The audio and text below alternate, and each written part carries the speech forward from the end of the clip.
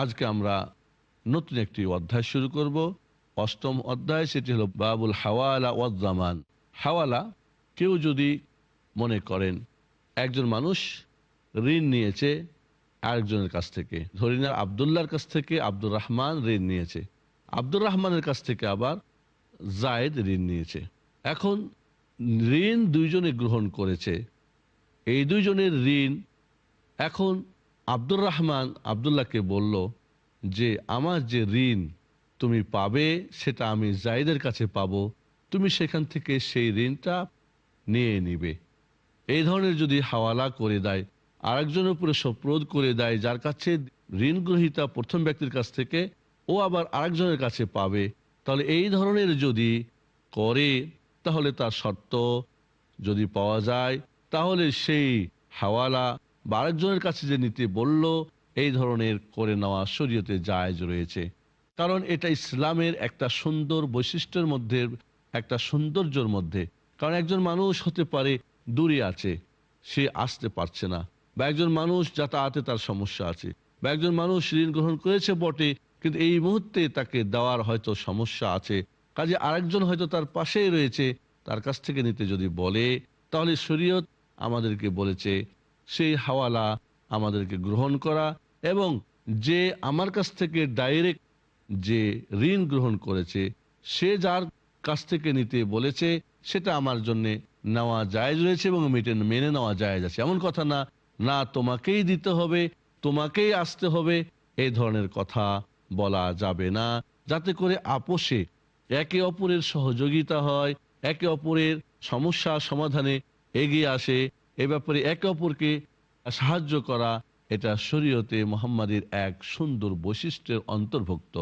তাই কেউ যদি হাওয়ালা করে দেয় অন্যের, তাহলে সেটা গ্রহণ করা। তবে সেক্ষেত্রে শর্ত আছে যে যিনি হাওলা করবেন আর যার জন্য করা হবে আর যিনি করবেন, দুইজনেই লেনদেনের ব্যাপারে যেন তাদের বৈধতা থাকে। একজন হয়তো ছোট বাচ্চা, সেটা পারবে না, বা একজন অবোধ, বা একজন হয়তো পাগল, তাহলে তো হবে না।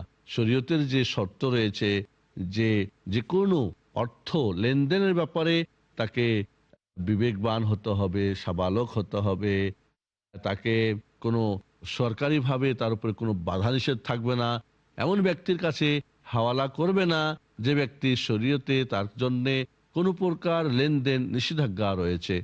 2 নম্বর শর্ত, যে যার কাছে নিতে বলবে দ্বিতীয় ব্যক্তি, তার কাছ থেকে সে ঋণ গ্রহণ করেছে এমন হতে হবে। ঋণ গ্রহণ করে নাই এমনি একটা মানুষের কাছে বলে দিল ওমর কাছ থেকে নিয়ে নিও, কিন্তু আসলে সে তার কাছ থেকে দ্বিতীয় ব্যক্তির কাছ থেকে ঋণ গ্রহণ করে নাই, আব্দুর রহমানের কাছ থেকে জায়েদ ঋণ নাই, তাহলে কেমন করে সে এই দায়িত্ব নিবে? 3 নম্বর শর্ত হলো যে এই ঋণ দেওয়ার সময়ও হয়ে গেছে, সময় হয়নি, সে বলবে এখনো তো আমার সময় হয়নি, 6 মাস বাকি আছে। তাহলে প্রথম ব্যক্তি যখন যাবে তখন বলবে না আমার দেখুন ঋণ দেরি রয়েছে, পরিশোধের সময় রয়েছে, তখন একটা ভেজাল লাগবে। এইভাবে আরো শর্ত হলো যে দুইজনের যেন সমান হয়। অর্থাৎ আমরা বলছিলাম যে আব্দুল্লাহর থেকে আব্দুর রহমান যে ঋণ গ্রহণ করেছে, এই ঋণের পরিমাণ আর আব্দুর রহমান থেকে জায়েদ যা গ্রহণ করেছে সেটারও পরিমাণ সমান হতে হবে। কারণ যদি কম হয় তাহলে প্রথম যে ব্যক্তি আব্দুল্লাহ ক্ষতিগ্রস্ত হবে, আর বেশি যদি হয় তাহলে সে নিয়ে নিবে, তাহলে আব্দুর রহমান ক্ষতিগ্রস্ত হবে। সমপরিমাণের যদি ঋণ হয় সেক্ষেত্রে তখন জায়েজ হবে। এছাড়া ইজাব এবং কবুল হতে হবে। একজন বলবে যে হ্যাঁ তুমি জায়েদের কাছ থেকে নিবে আব্দুর রহমান, আব্দুল্লাহ বলবে ঠিক আছে আমি নিব, বা সেও বলবে আমি দিব।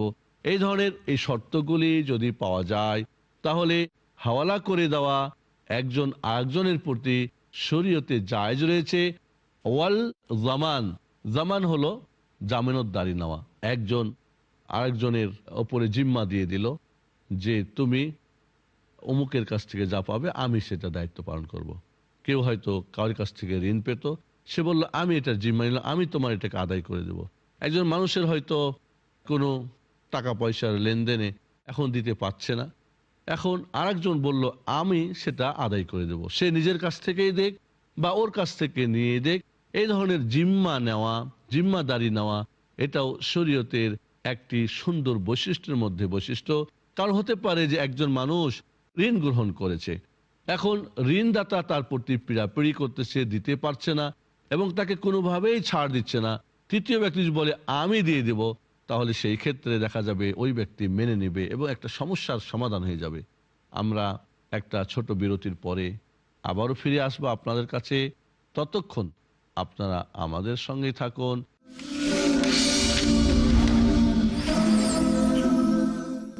দারসে হাদিসের আমাদের বাকি অংশ, হাওয়ালা এবং জামান, একজন আরেকজন প্রতি অর্পিত করে দেওয়া।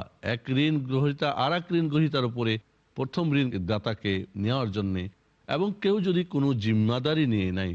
শরীয়তের এই দুইটি সুন্দর বৈশিষ্ট্য এখানে মানুষ সমাজে বসবাস করতে গেলে কত ধরনের সমস্যায় মানুষ আসতে পারে, সে সমস্যার সমাধানের জন্যে এই ধরনের সুন্দর ব্যবস্থাপনা করেছে আমাদের শরীয়ত, আমাদের মহান রব্বুল আলামিন। কাজেই এ ব্যাপারে হাদিসের আলোকে আমরা কিছু মাসাইল জানব। প্রথম হাদিসই হচ্ছে আন আবি হুরায়রা রাদিয়াল্লাহু তাআলা আনহু قال قال رسول الله صلى الله عليه وسلم مثل الغني ظلم وإن أتبع أحدكم على مليء فليتبع متفق عليه وفي رواية لأحمد فليحتل। আবু হুরায়রা রাদিয়াল্লাহু তাআলা আনহু থেকে বর্ণিত, তিনি বলেন আল্লাহ রাসূল সাল্লাল্লাহু আলাইহি সাল্লাম বলেছেন যে বড় লোকের টালবাহানা করা জুলুম। এর আগেও আমরা বলেছি, একজন বড় লোক, তার টাকা পয়সা আছে, ধন দৌলত আছে, ঋণ নিয়েছে, সেটা সরকারি ঋণ হোক বা বেসরকারি হোক, কোনো ব্যক্তি হোক, সমপর্যায়ের হোক, বা যদি বিশেষ করে গরিব হয়ে যায়, এক্ষেত্রে ঋণ পরিশোধের, তার কর্জ পরিশোধের ব্যাপারে টালবাহানা করা, আজ না কাল পরশু, এখন না তখন, আজ আসো কাল আসো, কোনো ওজোর ছাড়া, কোনো সমস্যা ছাড়াই এইভাবে আজকাল করা, আল্লাহর নবী আলাইহিস সালাতু ওয়াস সালাম বলেন এটা একটা জুলুম। আর জুলুম এমন একটা পাপ যেটা আল্লাহ রাব্বুল আলামিন নিজের উপর হারাম করে দিয়েছেন, কাউকে প্রতি জুলুম করবেন না। আল্লাহ তাআলা বলেন হাদিসে কুদসি, ইন্নী হারামতু যুলমা আলা নাফসি, আমি আল্লাহ আমার প্রতি জুলুম হারাম করে দিয়েছি, অর্থাৎ আমি কোনো কাউরি প্রতি জুলুম করব না। হারামতুহু বাইনা ইবাদি, এবং বান্দাদের মাঝে একে অপরের প্রতি জুলুম করা হারাম করে দিয়েছি। যে কেউ হোক, বাবা, ছেলে, মেয়ে, আত্মীয় স্বজন, মুসলিম অমুসলিম, কোনোভাবে কোনো প্রকার জুলুম, কোনো প্রকার অত্যাচার করা যাবে না। এবং জুলুম এমন একটা পাপ যার প্রায়শ্চিত্ত আখিরাতে তো ভোগ করতেই হবে, কিন্তু দুনিয়াতেও করতে হবে। দুইটি এমন পাপ রয়েছে যেই গুনাহ মানুষ করলে আখিরাতে, পরকালে তাকে তো তার শাস্তি ভোগ করতেই হবে, কিন্তু এই দুনিয়াতেই তার আগে তাকে শাস্তি তার নিতে হবে। একটি হলো উকুক, বাবা মার সঙ্গে নাফরমানি করা, বাবা মার সঙ্গে অবাধ্য হওয়া। যদি কেউ হয়, তার ঘরেও এমন সন্তান আসবে যে তার অবাধ্য হয়ে তাকে ওই শাস্তিটা করবে, যে তার বাবার সঙ্গে যা করেছিল তার সন্তান তার সঙ্গেই সেই ব্যবহার করবে। আরেকটা হলো কি জুলুম, কেউ যদি জুলুম করে, কেউ যদি অন্যায় অবিচার করে, তাহলে আখিরাতে তার শাস্তি ভোগ করার আগে এই দুনিয়াতেই তাকে শাস্তি নিতে হবে। আর এক জালিমকে আল্লাহ রাব্বুল আলামিন তার প্রতি নিয়োগ করে দিবেন। এই জন্যে বড়লোক যারা এই ধরনের কর্জ বা ঋণ পরিশোধ করার ব্যাপারে টালবাহানা যারা করে, আজ না কাল করে, এটা একটা জুলুম। আর জুলুমের সবচেয়ে বড় অন্যায়ের মধ্যে একটি বড় অন্যায়। ওয়াইন উতবিয়া আহাদুকুম আলা মালিকিন ফালিয়াতবা, কেউ যদি তোমাদের কাউকে কোনো অভাবগ্রস্ত না, অর্থকড়ি আছে, বড় লোক, তার ধন সম্পদ আছে, তার থেকে ঋণ নিতে বলে, তাহলে যেন সেটা সে মানে, সেজন্য তার কাছ থেকেই চাই নাই। ওইটা বুখারী মুসলিমের বর্ণনা। অন্য বর্ণনা আছে আহমদের, ফালিয়াহতাল, সেজন্য তার হাওয়ালাটা কবুল করে নেয়। কেউ যদি এমন এক লোকের কাছে তার ঋণ নিতে বলল, যার কাছ থেকে সে ঋণ নিয়েছে, তাহলে সেটা তাকে কবুল করে নেওয়া উচিত। বলবেন আমি করব না। তবে যদি এমন হয় যে গরিব মিসকিন কিছুই নাই, এখানে যখন বড় লোকের কথা বলা হচ্ছে, অর্থাৎ তার অর্থ সম্পদ আছে, আপনার ঋণ আপনাকে দিতে পারবে, কারণ সে ঋণ নিয়েছে আপনার ঋণ গ্রহীতার কাছে, তাহলে এই হাওয়ালা যে করে দিল, আরেকজনের কাছ থেকে নেওয়ার জন্য যে বলল, এটা গ্রহণ করে নেওয়ার জন্যে শরীয়ত আমাদেরকে উদ্বুদ্ধ করেছে। এখানে কোনো ঝগড়া না করে, না আমি যাব না। তবে যদি সেইখানে গিয়ে না পাই, বা সেই ব্যক্তি যদি অস্বীকার করে, সেটা ভিন্ন ব্যাপার। কিন্তু যদি সে মেনে নেয় যে হ্যাঁ আমি দিয়ে দেব, তাহলে সেটাকে মেনে নেওয়া উচিত। এটাই হলো হাওয়ালা, বা অন্যের কাছ থেকে, আমি যাকে ঋণ দিয়েছি তার কাছ থেকে আরেকজন ঋণ গ্রহণ করেছে, সেই ঋণ তার কাছ থেকে আমি নিব, সরাসরি যে আমার কাছ থেকে নিয়েছে তার কাছ থেকে না নিয়ে, এটা শরীয়তে জায়েজ করেছে। বরং এই ধরনের যদি কেউ হাওয়ালা করে দেয়, সে ব্যাপারটাকে গ্রহণ করার জন্য আমাদেরকে উদ্বুদ্ধ করা হয়েছে। ওয়ান জাবির রাদিয়াল্লাহু তাআলা আনহু قال توفي رجل منا فغسلناه وحنتناه وكفناه ثم أتينا به رسول الله صلى الله عليه وسلم। জাবির রাদিয়াল্লাহু আনহু বলেন যে আমাদের একজন মানুষ মারা গিয়েছিল, ফাগাসসালনাহ, আমরা তাকে ভালো করে গোসল দিয়ে এবং গোসলের পরে তাকে মানে সুগন্ধি মাখাই, কাফন টাফন পরাই। সুম্মা আতাইনা বিহি রাসূলুল্লাহ সাল্লাল্লাহু আলাইহি ওয়াসাল্লাম, আমরা আল্লাহ রাসূলের কাছে ওই মৃত্যু মাইয়েতকে নিয়ে গেলাম। ফাকুলনা তুসাল্লি আলাইহি, আমরা বললাম হে আল্লাহ রাসূল, আপনি এই মৃত্যু আমাদের যে মাইয়েত, এর জানাজার সালাত আদায় করে দেন। ফাখাতা খুতান, আল্লাহ নবী দুই এক পা সামনে আগালেন, অর্থাৎ জানাজার নামাজ পড়াবের জন্য তিনি সামনে কিছুটা এগিয়ে গেলেন। সুম্মা কাল আলাইহি দাইন, বললেন আচ্ছা এই যে মারা গেছে তোমাদের যে মাইয়েত, এর উপরে কি কোনো ঋণ টিন আছে নাকি, কোনো বান্দার হক আছে, কোনো কর্জ আছে? কুলনা দিনারান, আল্লাহর নবীকে সাহাবা ইকরাম বললেন মাত্র 2 দিনার তার ঋণ রয়েছে। ফানসারাফা, আল্লাহর নবী ফিরে গেলেন, জানাজার নামাজ তার পড়ালেন না। ফাতাহাম্মালাহুমা আবু কাতাদা, আবু কাতাদা রাদিয়াল্লাহু তাআলা আনহু বললেন হে আল্লাহ রাসূল, আমি এর দায়িত্ব নিলাম, এই 2 দিনার যে তার ঋণ রয়েছে আমাদের মাইয়েতের, আমি এটা পরিশোধ করে দিব। ফাতাইনাহু ফাকাল আবু কাতাদা আদ-দিনারান আলাইয়া, আল্লাহ নবীর কাছে আমরা গেলাম, আবু কাতাদা বললেন হে আল্লাহ রাসূল, তার যে 2 দিনার ঋণ রয়ে গেছে আমি সেটার জিম্মাদারি নিয়ে নিলাম, আমি সেটা আদায় করে দেব। তো এই যে অন্যের জিম্মাদারি নিজের উপর নিয়ে নেওয়া, এটা ইসলামের একটা সৌন্দর্য এবং বৈশিষ্ট্যের মধ্যে অন্তর্ভুক্ত। ফাকাল রাসূলুল্লাহ সাল্লাল্লাহু আলাইহি ওয়াসাল্লাম, আল্লাহ নবী বলেন যেভাবে ঋণ গ্রহীতা ঋণ পরিশোধ করতে বাধ্য, ঠিক তুমিও ওইভাবে আদায় করা নিজের উপরে বাধ্য করে নিলে। ওয়াবারিয়া মিনহুমা আল মাইয়িত, আর এই যে 2 দিনার মাইয়েতের উপরে ছিল, মাইয়েত কিন্তু এ থেকে মুক্ত হয়ে গেল। তুমি যখন এটা জিম্মা নিয়ে নিলে আবু কাতাদা, মাইয়েত মৃত্যু ব্যক্তি কিন্তু এ থেকে মুক্ত হয়ে গেল। কালা নাম, আবু কাতাদা বলেন হ্যাঁ আল্লাহ রাসূল, হ্যাঁ এভাবেই আমি দায়িত্ব নিলাম, আমি তাকে পরিশোধ করে দিব। ফাসাল্লা আলাইহি, আল্লাহর নবী আলাইহিস সালাতু ওয়াস সালাম তখন ওই মাইয়েতের জানাজার সালাত আদা করলেন। এখানে আমরা 2টা জিনিস জানতে পারি। একটা হলো যে ঋণ যার উপরে থাকবে, পরিশোধ করা না পর্যন্ত সালাতে জানাজা আদা না করা, বিশেষ করে যিনি রাষ্ট্রপতি হবেন বা তার কোনো দায়িত্বশীল হবেন, সাধারণ মানুষরা আদা করতে পারে। এই ধরনের ঋণ যদি থেকে যায় এবং ঋণ পরিশোধের তার কোনো সুযোগ না থাকে, তাহলে তাকে সাহায্য করার জন্যে মানুষদের মধ্য হতে কেউ যদি বলে আমি সেটা পরিশোধের দায়িত্ব নিলাম, বা এইভাবে যদি তার আত্মীয়স্বজন ছেলে মেয়েরা দায়িত্ব নিয়ে নেয়, তাহলে সেটাই হবে করণীয়। এই হাদিসে, অন্য হাদিসে আরো একটু বেশি আছে যে আল্লাহর নবী আলাইহিস সালাতু ওয়াস সালাম আবু কাতাদা রাদিয়াল্লাহু তাআলা আনহুকে রাস্তায় দেখে জিজ্ঞেস করলেন পরে, হ্যাঁ আদায় করেছো? তো বললেন হ্যাঁ করেছি। এরপরে বললেন হে আল্লাহ রাসূল, আরেকজন 2 দিনার দাবি করে সেই ব্যক্তির প্রতি, আল্লাহ নবী বলে সেই 2 দিনারও তুমি আদায় করে দিও। তাহলে এই যে ঋণের ব্যাপারটা এত কঠিন, আজ মানুষ ঋণ করতে করতে পাহাড় সমান ঋণ করে, কোনো ব্যাপারই মনে করে না, এইভাবে মারা যায়। আর মরে গেলে এই ঋণের বোঝা নিয়ে সে কবরে আযাব পেতে থাকে। এই জন্যে যারা আত্মীয় স্বজন মৃত্যু ব্যক্তির প্রথম সম্পত্তি বন্টন করার আগে আল্লাহর কোনো ঋণ, যাকাত বা হজ কোনো ফরজের ব্যাপার আছে কিনা, এরপরে মানুষের ঋণ কি আছে সেটাও পরিশোধ করতে হবে। এভাবে অনেক সময় অনেকে বিয়ে শাদী করে স্ত্রীর মোহর, যে এই মোহরানা আদা না করে এইভাবে মরে যায়, সেক্ষেত্রে তাকে হয়তো এর বিনিময়ে কিছুই দেয় না। এক্ষেত্রে এটাও যেহেতু ঋণ, এই ঋণগুলি পরিশোধ করার পরেই তার সম্পত্তি বন্টন হবে, তার আগে বন্টন করা যাবে না। এই হাদিসটি ইমাম আহমদ, আবু দাউদ, নাসাই বর্ণনা করেছেন। ইবনে হিব্বান ও হাকিম হাদিসটিকে সহিহ বলেছেন। হাদিসটি সহিহ হাদিস, এর দ্বারা আমরা যা বুঝলাম সেটা অবশ্যই করার চেষ্টা পাবো ইনশাআল্লাহ। ওয়ান আবি হুরায়রা রাদিয়াল্লাহু তাআলা আন্না রাসূলুল্লাহ সাল্লাল্লাহু আলাইহি ওয়াসাল্লাম কানা ইউতা বিররাজুলি আল মুতাওয়াফা আলাইহি আদ-দাইন ফায়াসআলু হাল তারাকা লিদাইনিহি মিন কাদা। আবু হুরায়রা রাদিয়াল্লাহু তাআলা আনহু থেকে বর্ণিত, তিনি বলেন যে মৃত্যু ব্যক্তিকে আল্লাহর নবী আলাইহিস সালাতু ওয়াস সালামের কাছে নিয়ে আসা হতো জানাজার সালাত আদায়ের জন্য।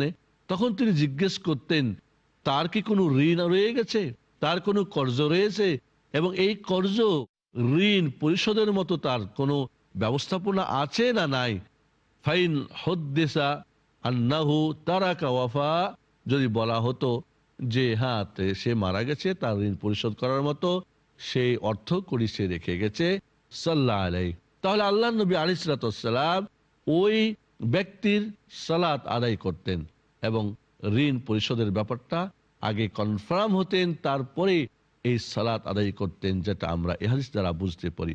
ওয়াইল্লা, আর যদি এমন বলা হতো যে সে তো মারা গিয়েছে, ঋণ রয়েছে, কিন্তু ঋণ পরিশোধের মতো তার কাছে কিছুই সম্পদ নেই, কিছুই রেখে যায় নাই, এই ধরনের কিছু বলা হলে কালা সল্লু আলা সাহিবিকুম, আল্লাহ নবী বলতেন তোমরা তোমাদের সাথীর, তোমাদের ভাইয়ের তোমরা জানাজা আদা করো, আমি তার সালাত আদা করব না। মানুষের হকের ব্যাপারে এত বড় সচেতন ছিলেন প্রিয় নবী মুহাম্মদুর রাসূলুল্লাহ সাল্লাল্লাহু আলাইহি ওয়াসাল্লাম। ফালাম্মা ফাতাহাল্লাহু আলাইহিল ফুতুহ, যখন আল্লাহ নবী আলাইহিস সালাতু ওয়াস সালামের প্রতি আল্লাহ রাব্বুল আলামিন বিভিন্ন যুদ্ধের বিজয় দিলেন, বিভিন্ন দেশ বিজয় হলো, এবং সেখান থেকে আল্লাহ নবীর কাছে বাইতুল মালে সম্পদ আসা শুরু করলো, তখন তিনি বললেন আনা আউলা বিল মুমিনিনা মিন আনফুসিহিম, আমি মুমিনদের নিজস্ব, তাদের নিজের আত্মার চেয়ে আমি বেশি অধিকার রাখি, আমি তাদের ব্যাপারে বেশি তাদের নিকটবর্তী আমি। ফামান তুফিয়া ওয়া আলাইহি দাইন, অতএব কেউ যদি মারা যায় আর তার ঋণ পরিশোধের ব্যবস্থা না থাকে, সুযোগ না থাকে, তাহলে আমি নবী মুহাম্মদ সাল্লাল্লাহু আলাইহি ওয়াসাল্লাম তার ঋণ পরিশোধের দায়িত্ব গ্রহণ করতেছি। তাহলে এখান থেকে আমরা বুঝলাম যে যদি কেউ মানুষ ঋণ রেখে মারা যায়, তাহলে তার ইমাম, গুরুত্বপূর্ণ প্রসিদ্ধ যদি ইমাম হন, তিনি সালাত আদা করবেন না, বা রাষ্ট্রপতি বা তার প্রতিনিধি, তবে সাধারণ মানুষরা তার সালাতে আদা করতে পারবে। এক্ষেত্রে যদি তার কোনো এই ঋণ পরিশোধের ব্যবস্থা না থাকে, ওই ক্ষেত্রে রাষ্ট্র তার বাইতুল মাল থেকে, রাজস্ব খাত থেকে সেটা পরিশোধ করে দিবেন। অফি রিওয়ায়া লিল বুখারী ফামান মাতা ওয়া লাম ইয়াতরুক ওয়াফাআন, অন্য বর্ণনায় আছে বুখারীর, যে মারা যাবে আর পূর্ণ করার মতো কিছুই রেখে যাবে না, সেই ব্যক্তির দায়িত্ব আমি নবীর প্রতি, অর্থাৎ এটা ইসলামের দায়িত্ব হয়ে যাবে বাইতুল মাল থেকে, সরকারি ফান্ড থেকে সেটাকে পরিশোধ করে, ঋণ মুক্ত করে তাকে এই দুনিয়া থেকে তার কবরে দাফন কার্য শেষ করা। আমরা এই পর্বের আলোচনা এখানে শেষ করতে চাই। আকুলু কাউলি হাযা আস্তাগফিরুল্লাহ লি ওয়া লাকুম ওয়া সালিল মুসলিমিন ফাস্তাগফিরু ওয়া সাল্লাল্লাহু আলা নাবিয়িনা মুহাম্মদ ওয়া আলা আলিহি ওয়া সাহবিহি আজমাইন। আসসালামু আলাইকুম ওয়া রাহমাতুল্লাহি ওয়া বারাকাতুহু। আলহামদুলিল্লাহ ওয়াসসালাতু ওয়াসসালামু আলা মান লা নাবিয়্যা বা'দা, আম্মা বা'দ। গত পর্বে আমরা হাওয়ালা বিষয়টি আলোচনা করেছিলাম। আজ বর্তমান বিশ্বে যে ব্যাংকের মাধ্যমে হাওয়ালা করা হয়, চেক বা ড্রাফট বা স্পিড ক্যাশ, এগুলি বৈধ রয়েছে। দর্শক শ্রোতাকে আমরা এই বিষয়টি অবহিত করতে চাই, কারণ বর্তমান যুগে এই বিষয়টি অত্যন্ত জরুরি হয়েছে। কারণ এক দেশ থেকে আরেক দেশে যখন টাকা পয়সা পাঠাতে হয়, তখন ব্যাংকের মাধ্যম আমাদেরকে গ্রহণ করতে হয়। এক্ষেত্রে একই ধরনের অর্থ হোক, অর্থাৎ টাকা দিয়ে টাকা বা ডলার দিয়ে ডলার, অথবা ডলার দিয়ে, দিরহাম দিয়ে, দিনার দিয়ে, রিয়াল দিয়ে টাকা নেওয়া হোক, এটা জায়েজ রয়েছে। এবং এক্ষেত্রে ব্যাংক যে তার এই যে দায়িত্ব গ্রহণ করবে, এজন্য যে অর্থ সে নেবে, সেটাও জায়েজ রয়েছে। ইসলামিক ব্যাংক থাকতে সুদ কারবারি ব্যাংকের মাধ্যমে পাঠানো ঠিক হবে না। যদি ইসলামিক ব্যাংক না থাকে, তাহলে সুদ কারবারি ব্যাংকের মাধ্যমেও যদি বাধ্য হয়ে পাঠায়, সেক্ষেত্রে জায়েজ হবে। আর তারা যে পয়সা পাঠানোর জন্য তারা নিবে, সেটাও দেওয়া জায়েজ হবে। এখানে যে একটা বিষয় আমাদের মনে রাখতে হবে, যে একটা আরেকটার সঙ্গে যখন মানি এক্সচেঞ্জ করা হয়, পয়সা আমি দিলাম রিয়াল আর ব্যাংক আমাকে দিবে আমার দেশে টাকা, এক্ষেত্রে হাত বাহাত হতে হবে, উপস্থিত লেনদেন হতে হবে। কিন্তু আমি এখানে দিলাম আর ব্যাংকে ওখানে আমাকে পরে দিবে, এক্ষেত্রে ওলামা একরাম বলেছেন যে চেকটা বা যে ড্রাফটটা বা যে স্পিডকেস করেছেন, সে যে একটা কাগজ আপনাকে দিবে, এটাই আপনার কবজা করা হয়ে গেল, এটাই আপনার হস্তগত হয়ে গেল। আর এই জন্যে সেটাকে জায়েজ বলা যাবে। হুন্ডির ক্ষেত্রে এই ধরনের যেহেতু কোনো প্রমাণপুঞ্জি দেওয়া হয় না, কাজে এটা হস্তগত হলো না, ফাঁকি থাকতে পারে, কোনো সমস্যা হতে পারে, কিন্তু ব্যাংক সেখানে এটা নির্দিষ্ট তার নিয়ম রয়েছে, এখানে ওখানে তাদের ব্যাংকের কন্ট্যাক্ট রয়েছে। কাজে এই ধরনের কোনো সমস্যা, অনেক সময় হয়তো লিখতে কোনো সমস্যা হয়ে গেলে সেটা পরবর্তীতে হলেও পাওয়া যাবে। কিন্তু হুন্ডি যদি হয় আর আপনি হাত বা হাত কোনো ডকুমেন্টও পেলেন না, এক্ষেত্রে তখন নাজায়েজের প্রশ্ন চলে আসবে। এজন্যে ব্যাংকিং ড্রাফট বা ব্যাংকিং যে মানি এক্সচেঞ্জ করে আমরা এক দেশ থেকে আরেক দেশে পাঠাই, বর্তমান যুগে মানুষ দেশ দেশান্তরে ছুটে পড়েছে, সেখান থেকে অর্থ পাঠাবের জন্য এই যে ব্যাংকিং সুন্দর ব্যবস্থা রয়েছে, শরীয়তে এটা জায়েজ রয়েছে, কোনো সমস্যা নাই। যারা পাঠাতে চায় তারা পাঠাতে পারবে। আবারও বলছি, যদি ইসলামিক ব্যাংক থাকে, সুদমুক্ত ব্যাংক, তাদের মাধ্যমেই করতে হবে। আর যদি না থাকে, সেক্ষেত্রে যেহেতু জরুরি অবস্থার কারণে সুদ কারবারি ব্যাংকের মাধ্যমেও পাঠানো জায়েজ হতে পারে, তখন সমস্যা আর থাকবে না।